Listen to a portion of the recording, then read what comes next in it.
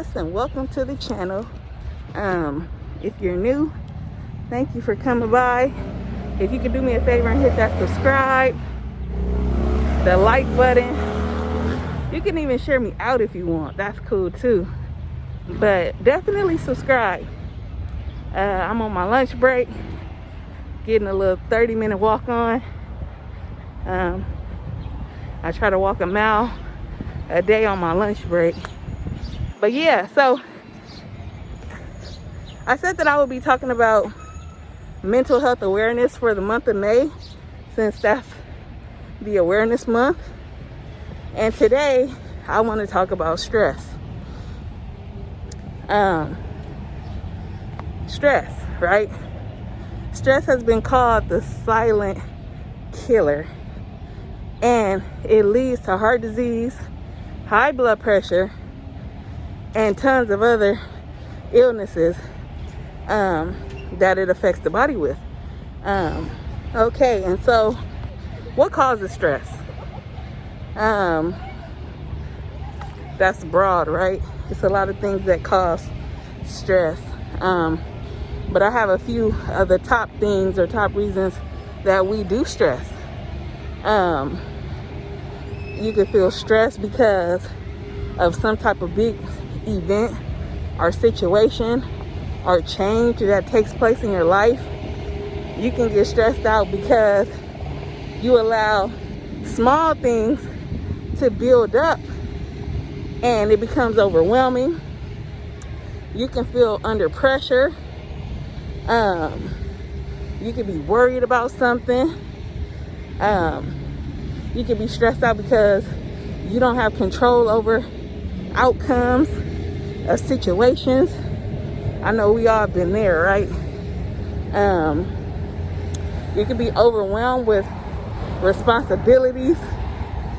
You know, these kids stress you out, straight up. Them toddlers, them teenagers, that's where I'm at with it. They definitely can give you some stress. You can feel a lack of support. So not having an adequate support system, that could be stressful. You could go through a breakup, some type of trauma in your life, grief because of death. I mean, the list goes on and on, right? Right. So what do you do? So yeah, what do you do when you feel stressed? There are definitely healthy ways to combat it, but it's also unhealthy ways. And so we know that a few unhealthy ways that people use to cope with stress is alcohol, substances or illicit drugs, eating. I know that's a huge thing for me. Is when I'm stressed, I typically gain weight because I like to eat. And so that is definitely a comfort of mine, but it's not healthy, right? So let's talk about some healthy ways to cope with stress. You know, when we just feel overwhelmed with the cares of life, you can practice deep breathing. So number one would be practicing deep breathing. Let's do it right now. Inhale. Exhale.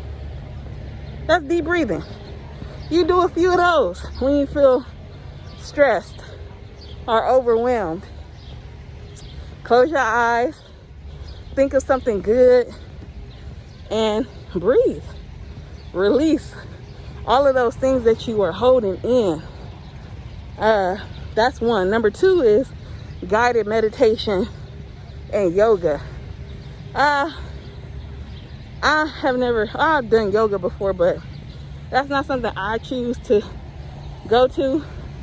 But you know, you never know, you might like it. Try it out. Guided meditation and yoga. That's number two. Number three will be maintaining physical exercise and a good nutrition. That's key. That's important. You look good, you feel good. And so that means being active, right? Activity causes stress to lower. It's scientifically proven. Number 4, manage social media time. Listen, that's a good one. Social media can be a lot, especially when you're going through. It allows you to compare your lives to other people. It allows you to keep up with people that you probably should have cut off years ago. I mean, the fact of the matter is, you know, people go on there with their problems, and before you know it, you carrying other people's problems. We all done that too. I'm saying. So managing your screen time is definitely a great way to deal with stress. Cut it down. Find something to replace it, like reading, writing, something healthy, and see if that works. Number 5 is enhance sleep quality. Something about sleep, it really helps. I'm still going through a particular situation, but in the beginning, I couldn't sleep for nothing. It was so bad that I was going to sleep and dreaming about the situation, waking up mad, waking up with a headache. My blood pressure was off the chain. I mean, it was bad. And so I had to make a conscious decision. Oh my God, that's ghetto. I'm walking around the park. But I had to make a conscious decision for not only me, but my kids, you know, that hey, either you gonna let stress be the silent killer that take you out, or you gonna live. And so I'm choosing every day to live, and that's only by the grace of God. You feel me? But definitely, once I got past the part of not being able to sleep, the headache started going away. I started trying to eat better to keep the blood pressure at bay. And it's definitely been working. And then, I mean, so many ways to cope. I can't list them all, of course. But the last one I will say is seek professional help. It's nothing wrong with getting a therapist. It's nothing wrong with talking about your problems. It's definitely healthy. Let's break the stigma of that, right? Then I'm gonna talk about one more thing, and that's walking. But I'm gonna turn the camera off because I'm walking past some people and I don't want them to see me recording and think I'm crazy. So let's go back to the physical aspect of being active, right? Some of the best ways to combat stress physically and being active is jogging and running, swimming. If you got beautiful weather like sunny California, you can do that all day, every day.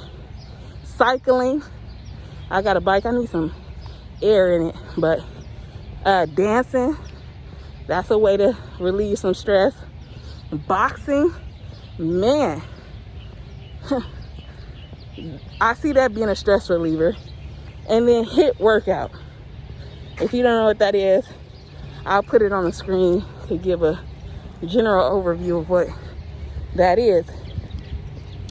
But right now, right, I'm walking. Did you know that studies show that it's proven that walking promotes the release of brain chemicals, which are called endorphins, and those chemicals stimulate relaxation and it improves our health. So even if you just go outside and take a 20-30 minute walk and just enjoy God's beautiful creation, like, do you hear the birds chirping? Like, I hear the birds. I see families exercising. Like, you just, to take your mind off of things, you just start looking at different things around you. Start hearing them, smelling, tasting, like